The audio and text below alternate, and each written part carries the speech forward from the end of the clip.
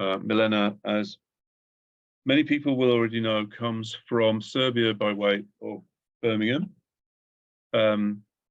And she has studied at the universities of Novi Sad, of Oxford, and the European University Institute. She is justly well known for her work on citizenship, well, on criminal disenfranchisement in her first book, but her current work on citizenship deprivation as a feature of global neo-colonial penalty is the topic that she's going to talk to us about today. So without further ado, Milena, welcome.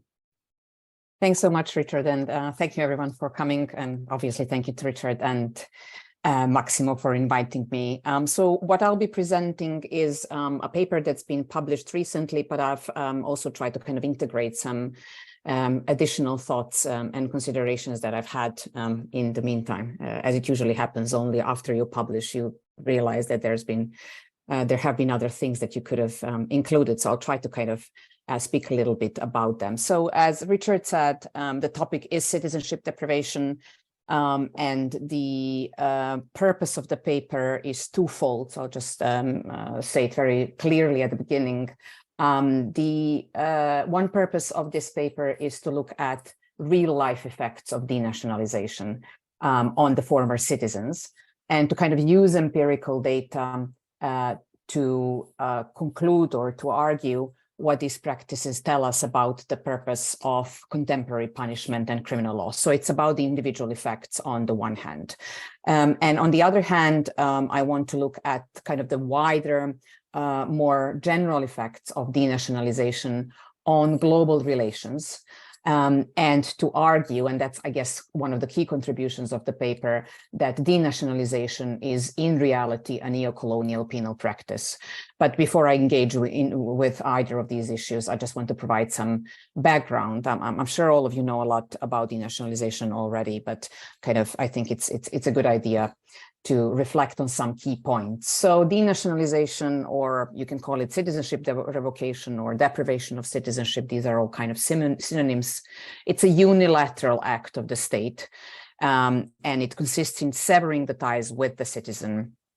Obviously, it can be motivated by various reasons, and in my research, I only focus on those instances of denationalization that are somehow connected to either the perpetration of crime or perpetration of activities that are kind of similar to criminal offenses. I'll talk a little bit later about that.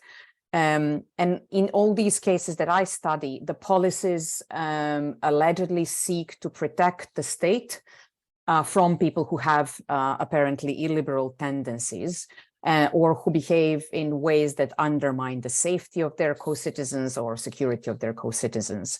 And obviously, the practice is old itself, but since the beginning of the century, these policies that are premised on either national security or protection from various forms of terrorism have been increasingly adopted around the world. And at least 37 countries since the beginning of the century have changed their citizenship laws to either expand the powers to do this or have introduced the policies for the first time.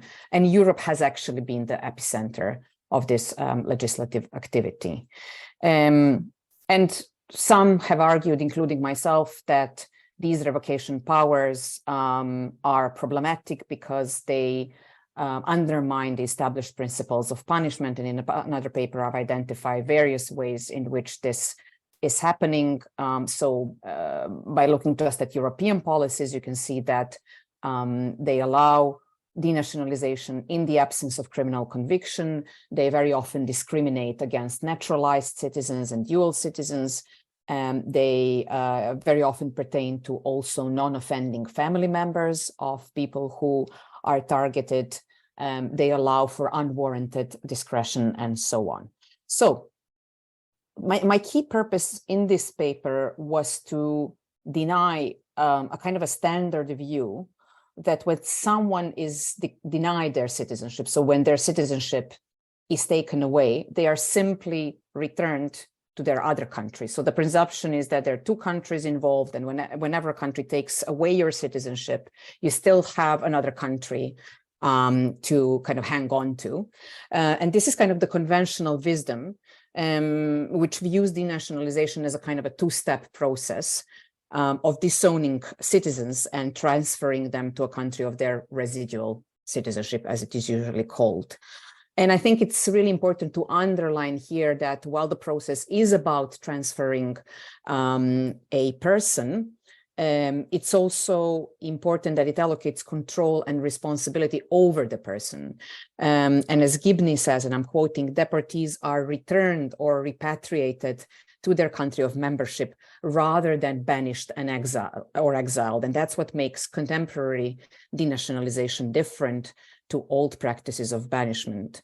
And obviously, the modern denationalization is quite limited and constrained because there are no unoccupied territories to which you can ship citizens off as you could before. And the recent rise in denationalization is actually very much connected to the rise in dual citizenship. Dual citizenship wasn't acceptable for a long period of time, but ever since it became accepted, it has actually made these policies more likely, or has just permitted them to happen. And the thing then is that this kind of the country of the residual citizenship cannot decline to admit them, because obviously citizenship secures unobstructed access to the territory. Okay, so I've said that there has been a lot of criticism of these policies, not only in terms of individuals whom it targets, but also for the negative effects that it creates between countries, for international relations, because it simply exports the security problem to another country, and especially because it increases inequality between rich and poor countries. This is the usual trajectory. The citizenship is revoked in Western countries, and then citizens are kind of removed to rest of the world, usually to countries which are already struggling in various ways. And very often it also prompts this kind of competition between the two countries on who can reject their dangerous citizen faster. Needless to say, the most important effect is the fact that denationalization impoverishes the status, the rights, entitlements, family and professional relationships, and other ties of the citizen with their own country. Now, even with all these considerations, citizenship is still kind of unproblematic if viewed as Baubach says, mechanism for assigning responsibility for individuals to states. So if you perceive it as a mechanism of kind of distributing responsibility, then if someone has another citizenship, even though if we can acknowledge all the problems created, we're still unable to criticize it from that standpoint. So the purpose of my paper was actually to show that this conventional wisdom of transferring power, of transferring responsibility over citizens is actually not correct, and that there are so many citizens whose destinies are not as the conventional wisdom would hold them to be. So the first bit of the paper then, and this is what I'll talk about next, is about these individual effects for former citizens. So looking at various countries and various situations in which this has happened, I have been able to determine that this two-phased process of transferring responsibility very often terminates prematurely. So that means that the country actually fails to transfer responsibility over the denationalized citizen to the other country. And that leaves citizens in a legal limbo.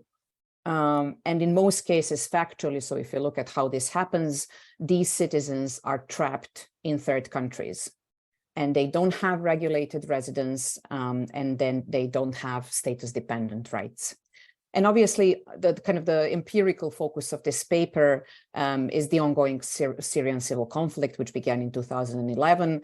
And what you will all know what happened. I just want to kind of underline two key moments. In 2014, the so-called caliphate was declared by the Islamic states, and obviously a lot of foreign fighters went to the region from the world. And the initial response of the countries, Western democracies especially, was to try to restrict their citizenship rights. But this was really difficult for them to do at that time.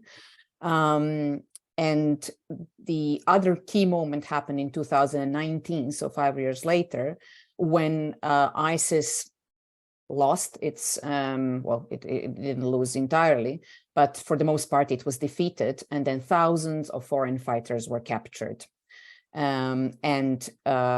This required the countries to think about what to do about these people, because there were pressures to take them back, to repatriate them, to conduct trials.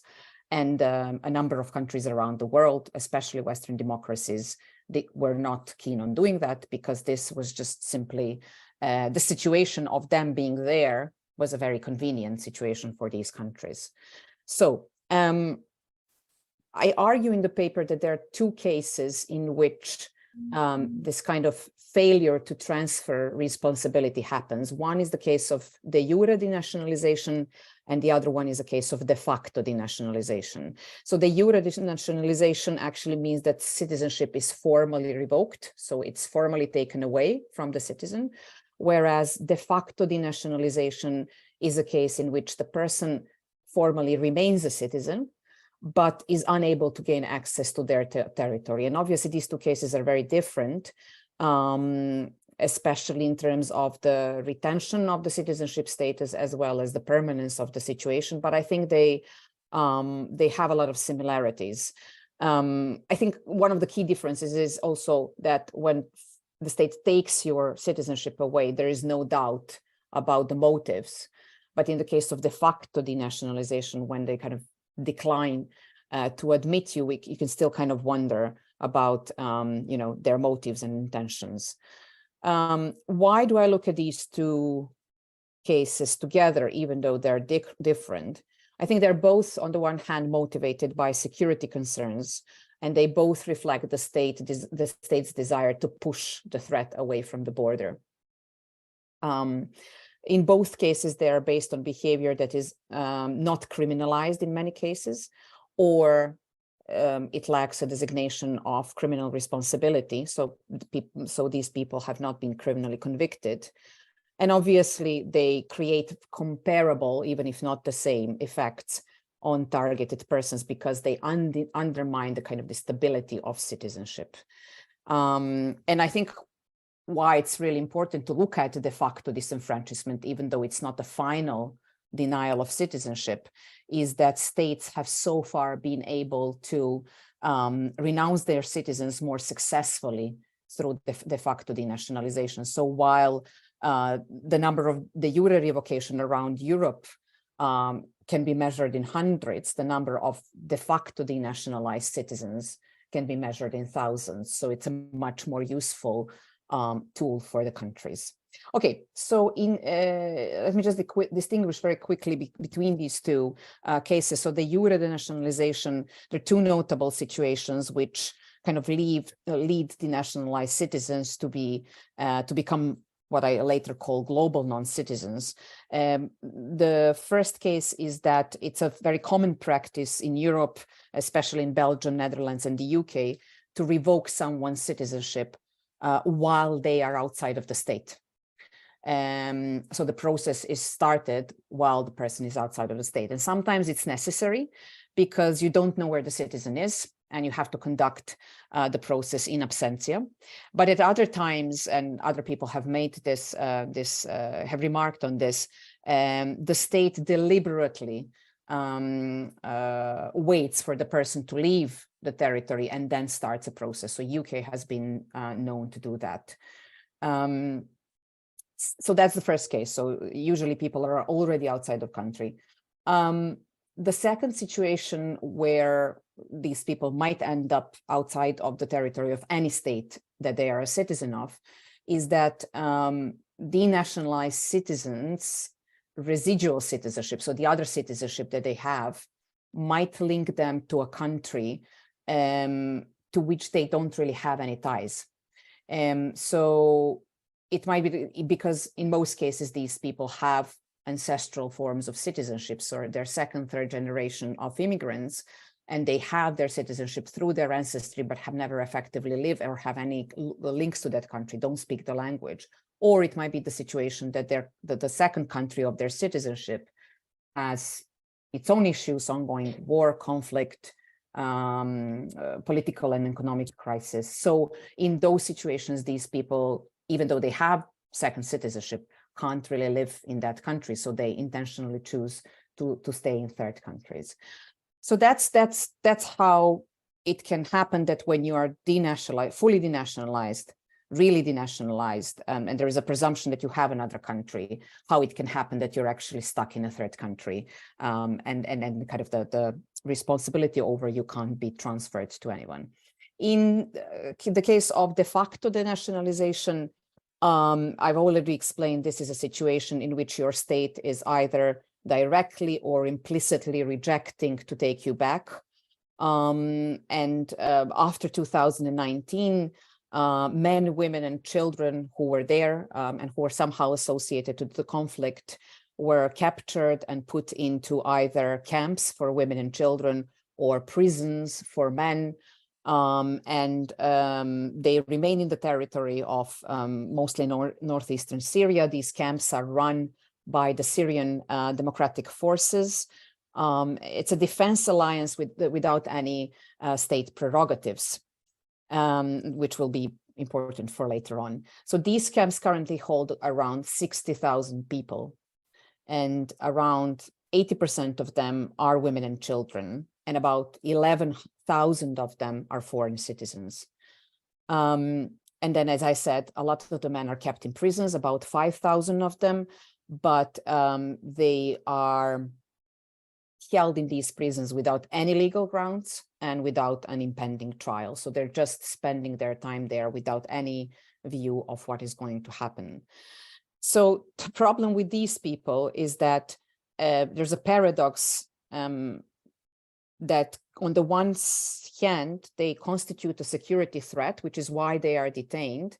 But on the other hand, they are very inconvenient, if you will, prosecution subjects, and which is why they're not repatriated. Why are they problematic subjects? Because the countries know that if they bring them back, it will be very difficult to prove criminal responsibility or to prove that they've perpetrated crimes. And most Western countries have actually said we prefer them to be tried in Iraq and Syria, because this is where the crimes were allegedly perpetrated. Yet this is obviously fraught with a number of other legal and practical difficulties.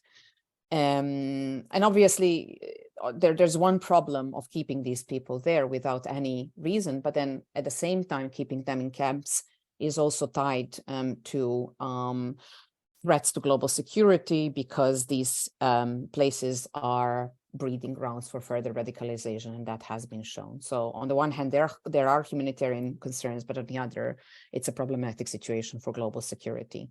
Now, what's the problem with this? The problem is that if these people were to appear on the border of France, Germany, or wherever, the countries would have to admit them, right? Because they can't deny them the right to enter their own countries. But constructing a positive obligation to repatriate them is a bit more problematic. And international human rights law does provide strong grounds for repatriation, especially in the case of children. But in the case of adults, it's a bit more problematic. And that is why countries are still able to leave their citizens there. There are also problems of more practical nature. A lot of the children don't have birth certificates. It's difficult to establish their nationality and so on. The SDF that's in charge of the camps does not allow separation of mothers from children, and countries would have children, but they don't want to have mothers. So there's a host of practical problems as well. In any case, there's either, in the case of all these countries, either a complete denial of this duty, if you will, to repatriate, or there's a very selective repatriation of some children and some women. And I'll skip the details because we don't have enough time, but I do want to say that no Western country looks good in this regard. No Western European country. So what I'm trying to say here is that the purpose of citizenship deprivation in either of its form is not to manage the threat that's posed by these citizens, but what their countries are trying to do is that they are seeking to absolve themselves of responsibility for their own citizens forever. So it's very different from a lot of the other ways in which countries try to kind of manage threat and manage insecurity. And in so doing, denationalizing countries intentionally abuse volatile states to which they export their security problems. And they, at the same time, neglect obligations towards their citizens and cause them to become ungoverned subjects, global non-citizens. And that's kind of the key problem. So kind of to show that denationalization is really different from punishment, I've tried to be a bit more systematic and explain the ways in which denationalization is different from punishment, which should undermine to some extent the normative desirability of this practice. So there are three things that I kind of talk about here. The first one is that denationalization is incomplete punishment. If you want to think about it as punishment, you don't have to, but it's kind of presented as you know, a way of bringing about negative consequences based on the fact that someone's done something wrong. So it looks like punishment at least. So denationalization as incomplete punishment or unfinished punishment, and to some extent even denied punishment, is kind of premised on this idea that a state not only has a right to punish, but also a duty to punish all those who are culpable of wrongdoing. And there is no problem in distributing this duty between two or more countries. It doesn't always have to be the case that one country must be in charge of punishment. But in the case of kind of divided responsibility for punishment, there is conscious and planned division of responsibility ahead, right? So every country knows what they are doing in this division of labor. And obviously each of these countries have to uphold principles of just punishment in a given phase. Now, in the case of denationalization, these punishment associated duties are endorsed only partially because neither of the two countries or neither of the two spaces in which punishment takes place carries out its assumed duties fully. So the first country, the denationalizing country, kind of finishes the process of imposition of punishment by denationalization. But kind of the third country to which the subsequent phase of the penal process is imposed has really no legal possibility to influence or contest the prior phases of the process. And also they have no legal capacity to subject denationalized citizens to proper penal control. So the third country just gets these people, but it has no legal grounds to impose any type of punishment on them. And the problem is that obviously then these former citizens are caught up in a kind of a penal vacuum. They're outside of formal penal control, and they cannot hold any state accountable for whatever is happening to them. And that's really problematic from the standpoint of how we think about punishment usually.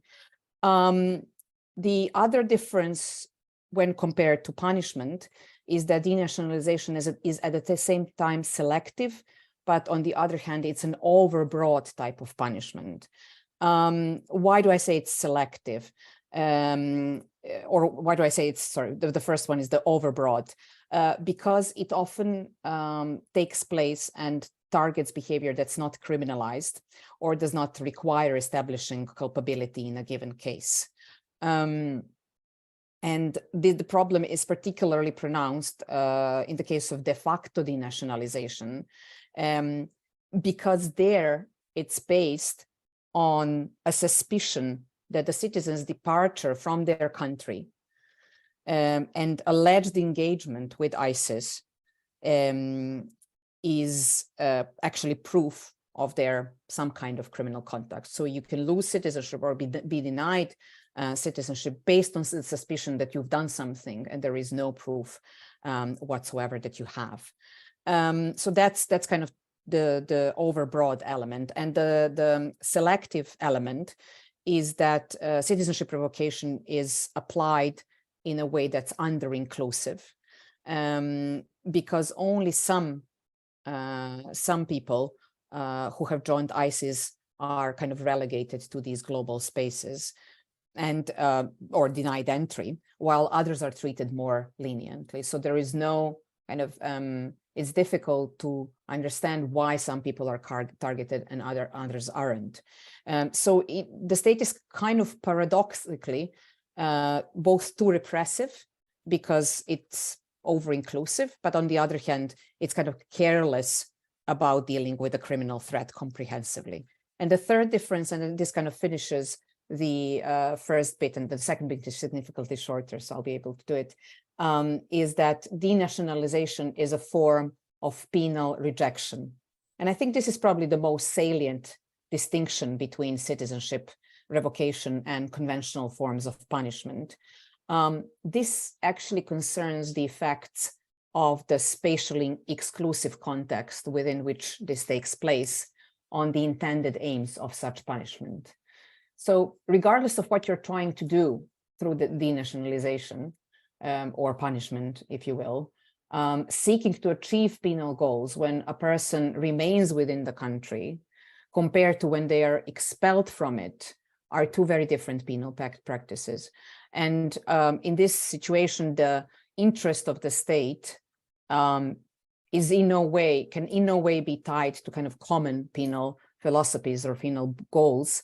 The interest is merely in shifting the problem away from the border and rejecting all responsibility for whichever implications this might have. And Katia Franco says this nicely when she says that, well, I first say that denationalization has this strong tendency to create global outlaws, and its consequence is to expel, this is where Katia comes in, life from the sphere of legal protection.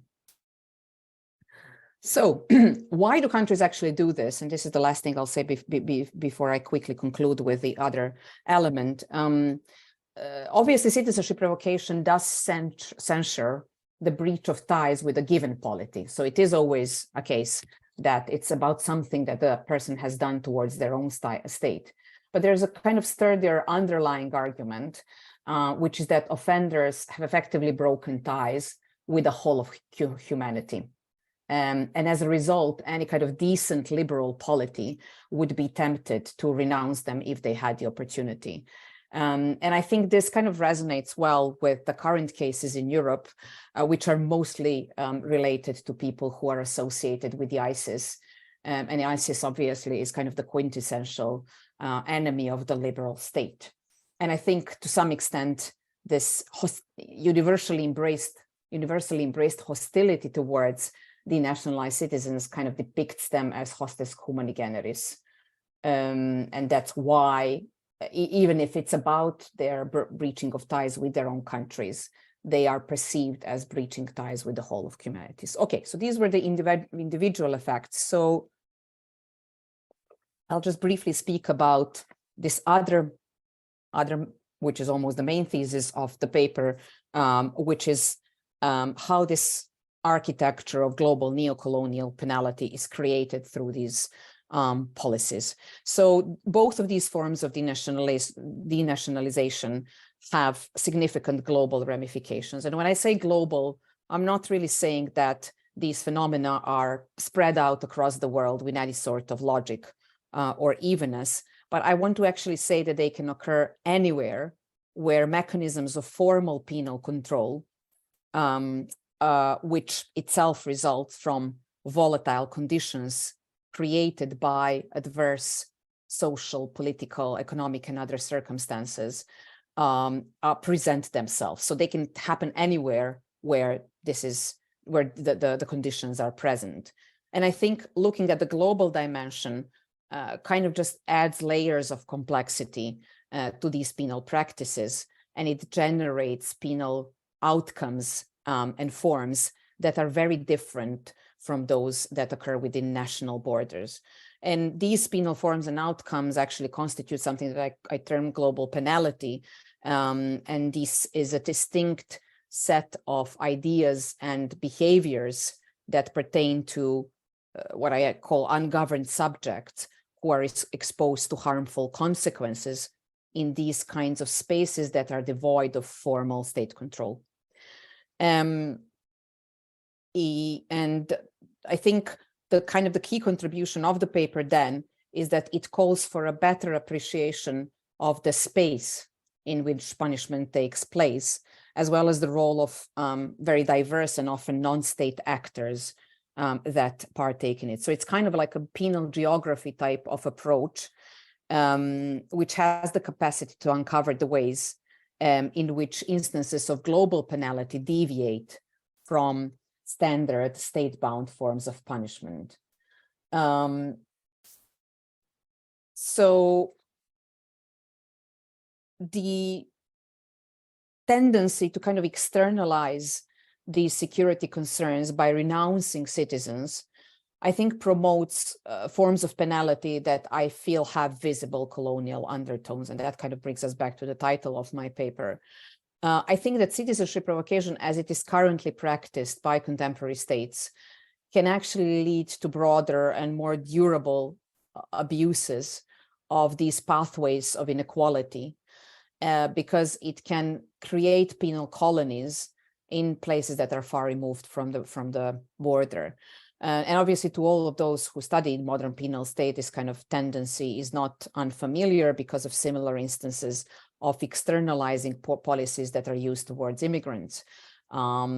Some examples include EU-Turkey deal on refugees, or the more recent UK's attempt to remove asylum seekers to Rwanda. And I think, obviously, and keeping in line with the topic of this seminar, is kind of the notion of neo-colonial penalty has been examined as either a matter of detrimental effects of global processes on crime and justice issues in former colonies, or that as penal power that travels from the global north to the south. And I think my paper makes kind of three key contributions to this literature. And first, in addition to kind of border criminology's accounts that look at how states manage problems which originate in third countries or in other countries, my paper reveals how the state actually exports its own problems and concerns. The second contribution is that these types of colonialism that I describe in this paper are more tangible because they actually concern transferring people rather than transferring ideas or policies or practices. And I think the paper also kind of reveals, and that's the third contribution, a distinction between historical forms of transportation or banishment and contemporary denationalization. And in a way, contemporary forms are worse because transported convicts once remained state subjects, even if they were removed from territories. And in the case of denationalization, the ties are completely severed. So just to conclude fairly quickly, I think the paper's kind of key insights also allows us to observe very diverse patterns and dynamics of the global North's relationship with volatile places, if you will. So an example I can give, the Syrian Democratic Forces that run these camps have consistently asked European countries to take their citizens, but because they don't have any state prerogatives and no leverage, this has been mostly unsuccessful. And then if you contrast that to Turkey, on which the EU is obviously much more dependent, they just began to deport these citizens to EU countries, even those countries that have already denationalized them. And Turkey's Minister of Interior basically said Turkey is not a hotel for foreign terrorists, so basically take them back. And they could exert pressure. So I think that's kind of very relevant. And as I think that's definitely clear that neo-colonial penalty is more pronounced in places that are somehow dependent on Western countries. So finally, for about over 2 decades, I think we've had a lot of, and we've looked really deeply and really thoroughly on the border as the site of punishment of those who do not belong. So that was kind of the key focus of a lot of the analysis. And obviously this has been immensely important for kind of trying to understand what the differences between us and them are. But I think the kind of the account that looks at what happens to those rejected by our states once they leave our territory have been conspicuously missing. And I think this perspective is actually really important for understanding the complexity of problems that that the global North or Western democracies are responsible for. And I think tracing the penal outcomes of denationalization, actually, as I hope I've shown in this paper, uncovers that they have not only individual, but also very serious social effects. The final two very quick notes, which I want to conclude with,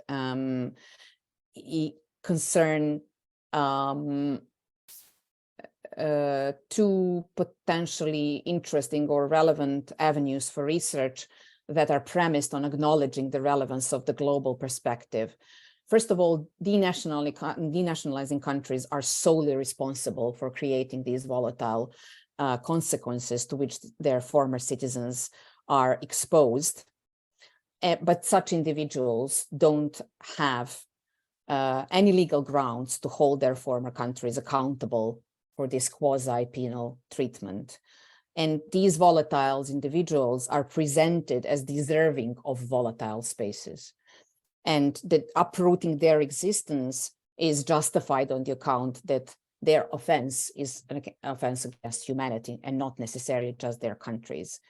And the second observation is that denationalization basically resurrects and recreates colonial penal relations by renouncing control over and responsibility for problematic citizens and destining them to places which have no capacity and no authority to subject them to penal treatment or return them to their own countries. And I think the penal exclusion that's created by such practices does undermine significantly modern penal principles and achievements.